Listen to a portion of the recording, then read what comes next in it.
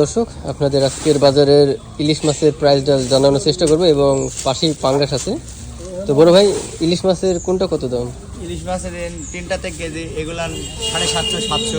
এটা তিনটাই কেজি? হ্যাঁ, 1 কেজি এটা হচ্ছে 700 টাকা কেজি। তিনটা 1 কেজি 700। আর এটা 4টা 5টা কেজি, 5টা থেকে 4-5টা কেজি 600 টাকা। 600 টাকা কেজি। এটা 600 টাকা 4 থেকে 5টা। আর এটা হচ্ছে তিনটা 1 কেজি, আপনার দাম হচ্ছে 700 টাকা কেজি। এই হচ্ছে পাঙ্গাস মাছ 3.5 কেজি 4 কেজি পর্যন্ত, 3 কেজি 4 কেজি 2.5 কেজি এগুলো বেচছি 180 বেচছি।